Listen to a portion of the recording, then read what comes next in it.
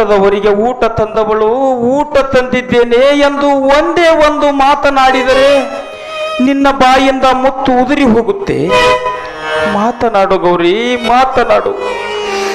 ನೀನು ಮಾತನಾಡದೆ ಹೋದರೆ ನನಗೆ ಚಿತ್ರಹಿಂಸೆಯಾಗುತ್ತದೆ.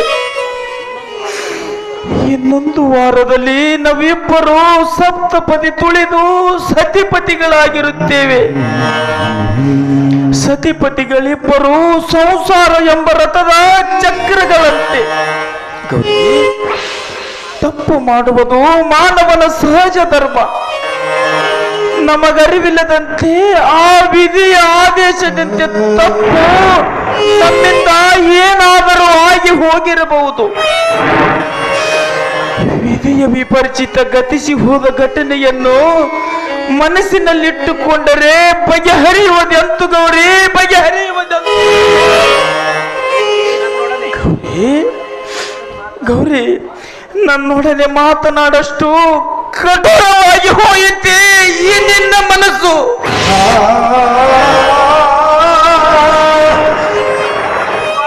ಗೌರಿ, ನನ್ನ ಮುಂಬಾಳಿನ ನೌಕೆ ನಾಟಕದ ಕಥಾನಾಯಕಿಯೇ ನೀನು ಗೌರಿ, ನೀನು.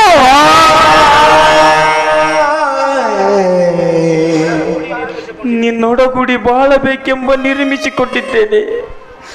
ನನ್ನ ಅಂತರಂಗದಲ್ಲಿ ಕನಸಿನ ಗೋಪುರವನ್ನು ಕಟ್ಟಿ ನಿರ್ಮಿಸಿಕೊಂಡಿದ್ದೇನೆ.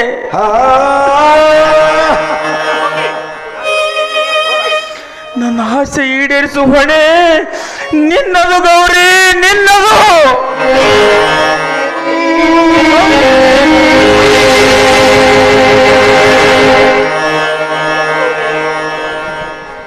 ಗೌರಿ, ನಿಲ್ಲು ಗೌರಿ, ನಿಲ್ಲು. ಹುಚ್ಚ, ಹುಚ್ಚ, ನಾನೊಬ್ಬ ಹುಚ್ಚ, ಹುಚ್ಚ, ಹುಚ್ಚ.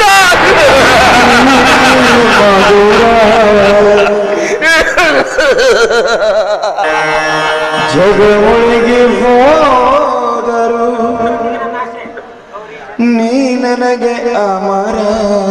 ಗೌರಿಯೊಂದಿಗೆ ನನ್ನ ಆಸೆಯ ಹಸುವಿನ ಮಾತನ್ನೇ ಆಡಿದೆ ವಿನಃ ಅವಳ ಮನದಿಂಗಿತ ಸಂತೋಷದ ಒಂದು ಮಾತನ್ನಾಡಲು ತಿಳಿಗೇರಿಯಾದೆ. ಸಹೋದರತ್ತೆಯ ಮಗಳಾದ ಮಾತ್ರಕ್ಕೆ ಅಕ್ಕರೆಯಿಂದ ಹಾಡಿ ಕುಣಿದರೆ ನಾನೇ ಇವಳ ಗಂಡನಾಗಬೇಕೆಂಬ ಛಲ ನನ್ನಲ್ಲಿ.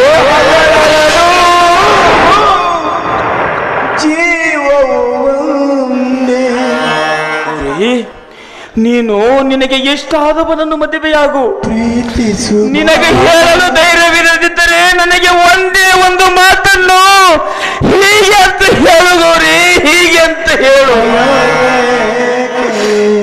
ನಾನೇ ನಿಂತು ನಿನ್ನ ಮದುವೆ ಮಾಡುವೆ ನಿನ್ನ ಬಲ ಬಯಸಿದವನೊಂದಿಗೆ. ಭೂಮಿಗೆ ಬೀಳುವ ಮುನ್ನವೇ ಸ್ವರ್ಗದಲ್ಲಿ ಶಿವ ಇಂಥ ಹೆಣ್ಣಿಗೆ ಇಂಥವನೇ ಗಂಡನಾಗಬೇಕೆಂಬ ಹಣೆ ಬರವನ್ನು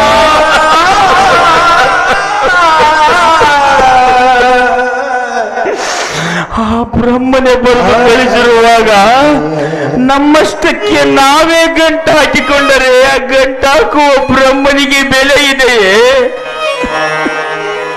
ಗೌರಿ, ಗೌರಿ, ನನಗೆ ನಿನ್ನ ಸುಖ ಸಂತೋಷ ಮುಖ್ಯ.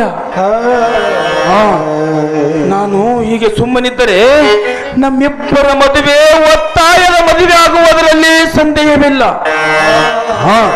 ಇಂದು ಹೇಗೋ ಮದುವೆ ಮುಹೂರ್ತ ನೋಡಲು ಮನೆಯಲ್ಲಿ ಜನ ಸೇರಿರುವರು. ಅಪ್ಪ ಅಮ್ಮನಿಗೆ ಹೇಳಿ ವಿಷಯ ತೀರ್ಮಾನಿಸಿದರಾಯ್ತು. ಅಪ್ಪ ಅಮ್ಮನಿಗೆ ಹೇಳಿ ವಿಷಯ ತೀರ್ಮಾನಿಸಿದರಾಯ್ತು.